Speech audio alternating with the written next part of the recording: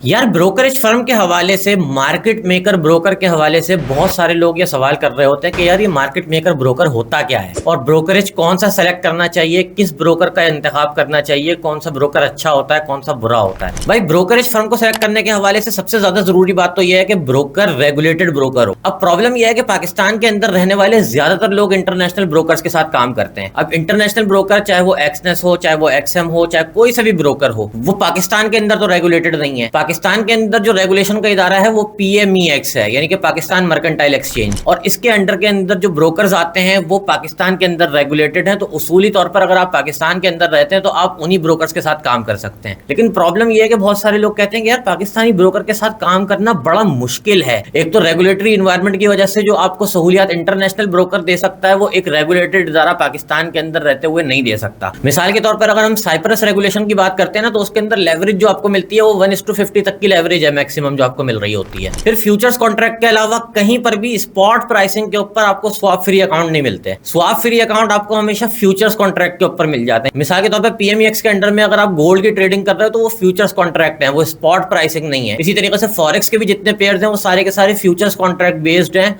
Spot के ऊपर based नहीं है। तो जब भी आप स्पॉट के ऊपर ट्रेडिंग करते हैं तो उसके ऊपर आपको स्वैप चार्ज होता है। अब बात यह है कि जितने भी पॉपुलर इंटरनेशनल ब्रोकर्स हैं वो आपको स्वैप फ्री अकाउंट भी दे रहे हैं, कहीं कहीं पर बोनसेस भी मिल रहे हैं आपको, बहुत सारी दूसरी मराहत हैं, बहुत सारी दूसरी सहूलतें हैं जो आपको मिल रही होती हैं। फॉर एग्जांपल USDT के अंदर डिपॉजिट विड्रॉवल है, इंस्टेंट डिपॉजिट विड्रॉवल है, स्वैप फ्री अकाउंट्स हैं। इसके अलावा स्प्रेड्स आपको फिक्स्ड स्प्रेड तक मिल जाती हैं और इतनी माइनर स्प्रेड्स आपको मिल जाती हैं जो कि नॉर्मल मार्केट से भी कम होती हैं। मिसाल के तौर पर एक्सनेस कहता है कि भाई हमारे साथ आप काम करें better than market conditions. Better than market condition का मतलब ये है कि भाई वो आपको स्वैप फ्री अनकंडीशनल अकाउंट दे रहा है। अब जैसे मिसाल के तौर पर उसके अंदर महीने, 2 महीने, 3 महीने अगर आप होल्ड करोगे तो जाहिर सी बात है उसके अंदर वो स्वैप चार्ज करना शुरू कर देंगे, प्रॉब्लम क्रिएट करना शुरू कर देंगे आपके लिए। लेकिन ओवरऑल वो स्वैप फ्री अकाउंट आपको दे देते हैं। इसी तरीके से वो जो आपको रॉ स्प्रेड का अकाउंट देते हैं या प्रो अकाउंट जो देते हैं वो इतना रॉ है कि वो रॉ से भी ज्यादा रॉ है। जो रियल जेन्युइन में जो रॉ अकाउंट होता है ना वो उससे भी ज्यादा मतलब नीचे की स्प्रेड आपको मिल रही होती है वहां पर। इसके पीछे जो मैकेनिज्म काम कर रहा होता है बेसिकली वो मार्केट मेकिंग का है। अब ये जो मार्केट मेकिंग का मैकेनिज्म है उसके अंदर अगर आप समझें, मिसाल के तौर पे थ्योरेटिकली होता क्या है कि अगर रिटेल ट्रेडर है वो अपनी ट्रेड पुट करता है, वो ट्रेड पुट करता है तो उसूली तौर पर वो ब्रोकर के पास से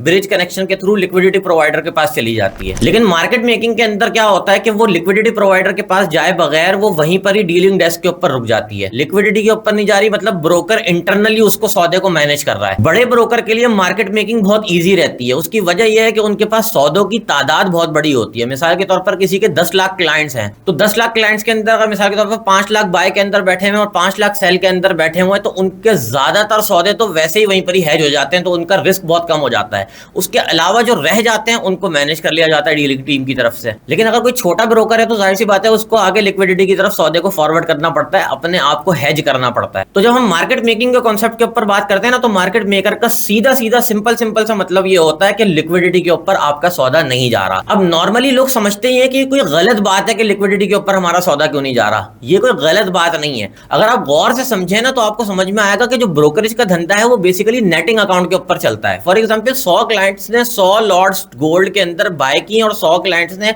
100 लॉट गोल्ड के अंदर सेल की, तो उसूली तौर पर जितने बायर्स आए थे उतने सेलर्स ब्रोकर के अंदर इंटरनली ही आ गए। तो अब उसके बाद लिक्विडिटी के ऊपर तो भेजने के लिए कुछ बचा ही नहीं, तो लिक्विडिटी की क्या जरूरत है। तो जब क्लाइंट्स की क्वांटिटी बढ़ती चली जाती है तो ब्रोकर का रिस्क ऑटोमेटिकली काफी हद तक मैनेज हो जाता है। अब उसके बाद सवाल यह आ जाता है कि भाई इसके बाद मजीद ब्रोकर क्या क्या कर सकता है हमारी ट्रेड्स को लेकर। अब उसके अंदर यह होता है कि फुल हेजिंग होने के बाद ब्रोकर अपने कुछ जुगाड़ लगाते हैं ज्यादा पैसा बचाने के लिए, क्योंकि जाहिर सी बात है कि मार्केट मेकिंग के अंदर सिर्फ स्प्रेड तो नहीं होता, स्प्रेड के अलावा काफी सारे तरीके होते हैं। मिसाल के तौर पर स्लिपेज क्या होती है कि मिसाल के तौर पर आपने 3910 के ऊपर अपना ऑर्डर लगाया लेकिन वो 3910.10 के ऊपर यानी कि 10 पॉइंट या 20 पॉइंट या 25 पॉइंट के बाद एग्जीक्यूट हो, तो ये जो 10-15 पॉइंट का गैप है ये बेसिकली स्लिपेज है जो कि ब्रोकर का फायदा शुमार किया जा सकता है। इसी तरीके से टेक प्रॉफिट और स्टॉप लॉस के अंदर भी होता है। इसके अलावा ब्रोकरेज फर्म्स की बुक्स भी होती हैं जिसके अंदर ब्रोकर ये फैसला कर पाता है कि कौन से क्लाइंट्स ऐसे हैं जो कंटिन्यूअसली लॉस कर रहे हैं और कौन से क्लाइंट्स ऐसे हैं जो प्रॉफिट करने का ज्यादा चांस रखते हैं। तो उसके अंदर ब्रोकर को ये देखना होता है कि आया इसको कितना लेवल तक हेज करना है, कितनी गुंजाइश इसको दी जा सकती है कि कहीं ऐसा ना हो कि ये उल्टा हमारे गले के अंदर आ जाए, अकाउंट डबल ट्रिपल 4 गुना 5 गुना अगर इसने कर लिया तो उस सूरत के अंदर हमें रिस्क को मैनेज करने का मौका ही नहीं मिल पाएगा। फॉर एग्जांपल न्यूज टाइम के अंदर अगर आपने देखा हो तो अक्सर ब्रोकरेजेस एक्सचेंजेस ऐसे हैं जो लेवरेज को न्यूज टाइम के अंदर, खासतौर पे एनएफपी वगैरह के अंदर या सीपीआई वगैरह के अंदर या कोई बड़ा डेटा अगर आना हो तो उस टाइम के अंदर लेवरेज को श्रिंक कर देते हैं। और उस लेवरेज को श्रिंक करने की वजह ये होती है कि जो ज्यादातर लेवरेज के ऊपर लोग ट्रेड करने वाले होते हैं और वो न्यूज टाइम के अंदर अकाउंट्स को फ्लिप कर रहे होते हैं, मिसाल के तौर पर $25 का अकाउंट है या $30 का अकाउंट है या $50 का अकाउंट है, उसको एकदम से एक न्यूज आती है और वो अकाउंट 500 के ऊपर चला जाता है। बाज ब्रोकर एग्जीक्यूशन भी उस टाइम के ऊपर बंद कर देते हैं। वो इसी वजह से होती है कि अगर कोई इस तरीके की हरकत करता भी है तो हमें रिस्क मैनेजमेंट का मौका मिल सके, क्योंकि अगर डायरेक्ट लिक्विडिटी के ऊपर ही सौदा भेजना होता तो फिर उसके अंदर जाहिर सी बात है बचत कम है, और अगर लिक्विडिटी के ऊपर ही पूरा सौदा जा रहा हो तो लिक्विडिटी के ऊपर तो आपको स्वैप भी देना पड़ेगा। अब देखो, दुनिया के अंदर कोई एक भी लिक्विडिटी प्रोवाइडर ऐसा नहीं है जो स्वैप फ्री अकाउंट देता हो, कोई एक भी रिनोन्ड लिक्विडिटी प्रोवाइडर ऐसा नहीं है जो आपको स्वैप फ्री अकाउंट दे रहा हो, क्योंकि स्वैप फ्री अकाउंट जैसी कोई चीज ही नहीं होती। क्योंकि जब भी आप गोल्ड को शॉर्ट करोगे तो आपको स्वैप मिलेगा, और जब भी गोल्ड को आप लॉन्ग करोगे तो आपको स्वैप देना पड़ेगा। ये बैंक को भी देना पड़ेगा, चाहे आप जेपी मॉर्गन या चेज बैंक से भी जाकर लिक्विडिटी ले लोगे ना, एडवांस मार्केट से ले लो, एलमैक्स से ले लो, इन्फिनॉक्स से ले लो, कहीं से भी लिक्विडिटी ले लो, लेकिन आपको स्वैप पे करना पड़ेगा। क्योंकि दुनिया का तरीकाकार ही यही है, जब भी आप ओवरनाइट होल्डिंग करोगे किसी भी लेवरेज पोजीशन को तो आपको स्वैप पे करना पड़ेगा। लेकिन यहां पर ये लोग स्वैप फ्री अकाउंट इसलिए दे पाते हैं क्योंकि लिक्विडिटी के ऊपर सौदा नहीं भेजना, और जो भेजना भी है तो उसको भी इस तरीके से नहीं भेजना कि पूरा का पूरा सौदा चला जाएगा। फिर इसी तरीके से जो छोटे ब्रोकर्स हैं जिनके पास से सौदे आगे फॉरवर्ड हो भी रहे हैं रिस्क मैनेजमेंट के लिए लिक्विडिटी वगैरह की तरफ, या किसी बड़े ब्रोकर की तरफ अगर जा भी रहे हैं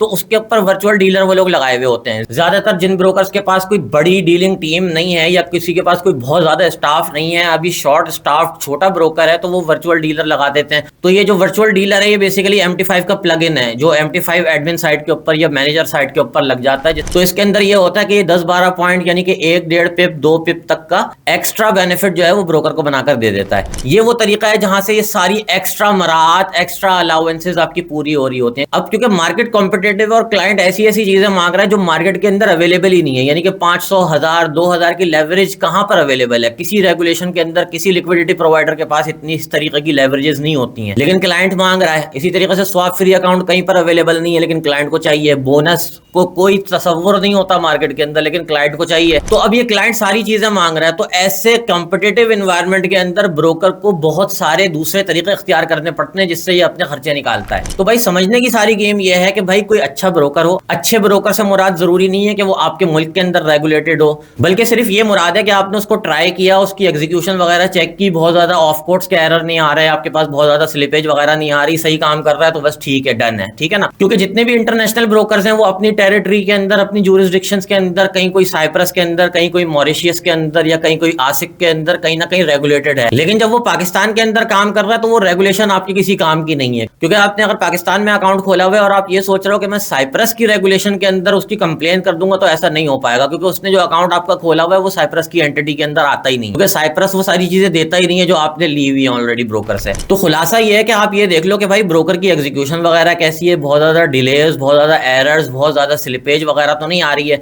इसी तरीके से ब्रोकर की नेकनामी हो, डिपॉजिट विड्रॉवल में अच्छा हो, और किसी बड़े इदारे से रेगुलेटेड होना जरूरी है। क्योंकि जो रेगुलेशन है ना, ये अपने आप में प्रेशर होता है। उस रेगुलेशन का डायरेक्टली तो आपको फायदा नहीं है, लेकिन इनडायरेक्टली ये होता है कि ब्रोकर को इस बात का एहसास होता है कि भाई अगर मैं कोई हैंकी पैंकी करूंगा तो मेरे लिए जो रेगुलेटेड एंटिटीज हैं वहां पर प्रॉब्लम क्रिएट हो जाएगी मेरे लिए। तो इस चीज को मद्देनजर रखते हुए आप किसी भी ब्रोकर के साथ काम कर सकते हो। लेकिन अगर आप ये रिक्वायरमेंट रखोगे ना कि मुझे प्योर ECN ब्रोकर मिले या फिर मुझे प्योर STP ब्रोकर मिले, मुझे प्योर NDD ब्रोकर मिले, तो फिर जो है ये प्रॉब्लम हो जाएगी, क्योंकि कोई भी ब्रोकर ऐसा नहीं है। क्योंकि इन सारी रिक्वायरमेंट्स के साथ वो आपको वो सहूलतें नहीं दे सकता जो आपको चाहिए। उम्मीद है कि बात समझ में आई होगी।